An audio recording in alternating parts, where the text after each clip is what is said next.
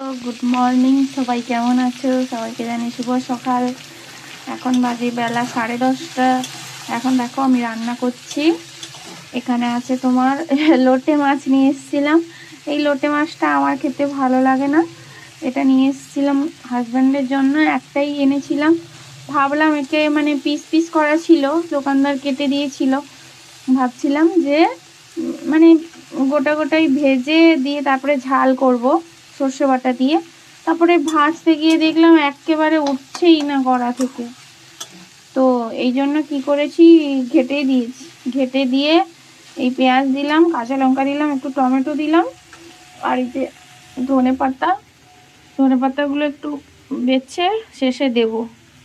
আর এখানে এই যে দেখো কাঁচকলা, কুমড়ো, আলু কেটে রেখেছি। এখানে হচ্ছে কুমড়ো শাক ভিজিয়ে রেখেছি।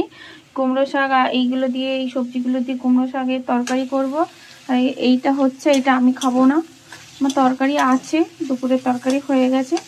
এটা রাত্রে হাজব্যান্ড এলে খাবে, খাবো না। এই মাছটা আমার ভাবতে গিয়ে ওই মাছটা আমার ভালো লাগে না, তাই ওই মাছটা আমি খাবো না।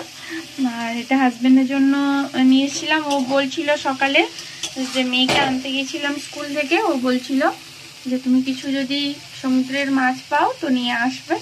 ওই জন্য এই মাছটাই অনেকদিন থেকে খাবে বলছিল, তো এটাই নিয়ে এসেছি।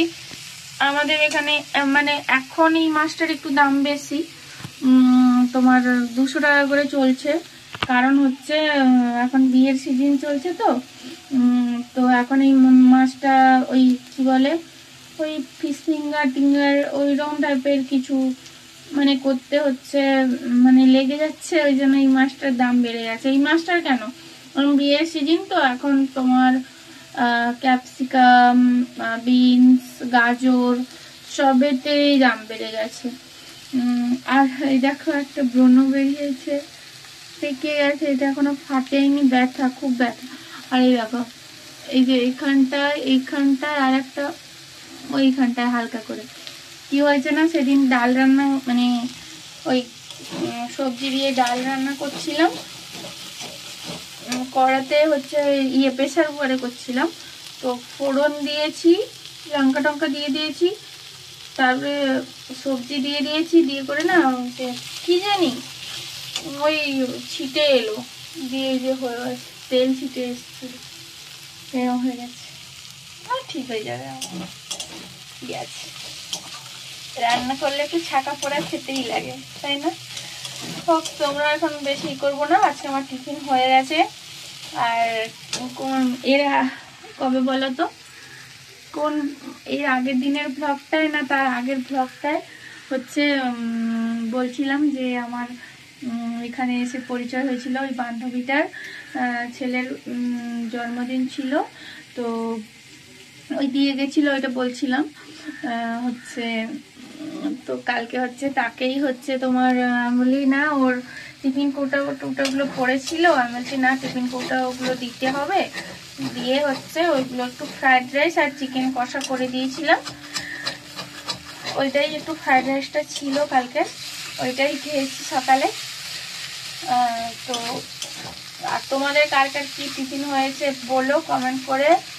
আর এখন কে কি করছো, কে কে আমার মতন এইভাবে রান্না করছে, এখন কার কার রান্না হয়ে গেছে কমেন্ট করে জানাও। আমি দেখছি যে আমার ব্লগে একটা মানে একটারও লাইক করছে, কিন্তু বেশি লাইক করছে না কেন কি জানি, আমার কি ভুল হচ্ছে কথা বলায় বা যাই হোক, কি ভুল হচ্ছে আমি ঠিক বুঝতে পারছি না। তোমরা প্লিজ কমেন্ট করে অন্তত বলো যে দিব কি, যেভাবে আমাকে ই করো, যাকে মনে করো বলো যে কি ভুল হচ্ছে কি না হচ্ছে।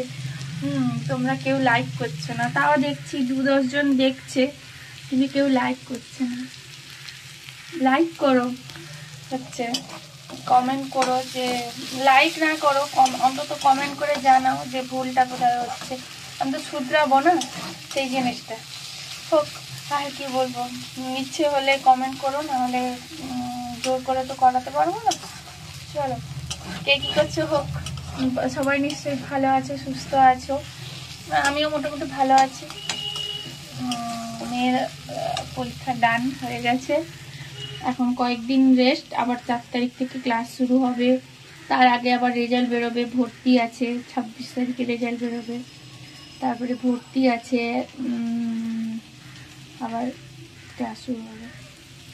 চলো টাটা, রান্না করে নি, তোমরাও যে যে রান্না করছো রান্না করে নাও, ভালো থেকো সুস্থ থেকো। আমাদের তো মেঘলা হয়েছে, তোমাদের রোদ হয়েছে কিনা জানিও, আমাদের যেখানটায় আছে মেঘলা হয়েছে। চলো টাটা বাই, বেশি বকবো না। কার কার লোটে মাছ ভালো লাগে বলো কমেন্ট করে। আমার একটু ভালো লাগে না, একবারে ভালোই লাগে না, কিরম একটা যেন দেখতে মাছটাকে, আর গোটা থাকে না, ভেঙে যায়। চলো তোমাদের কার কার লোটে মাছ ভালো লাগে অবশ্যই কমেন্ট করে জানিও, আর ভিডিওটা ভালো লাগলে লাইক করো, পাশে থেকো। চলো টাটা।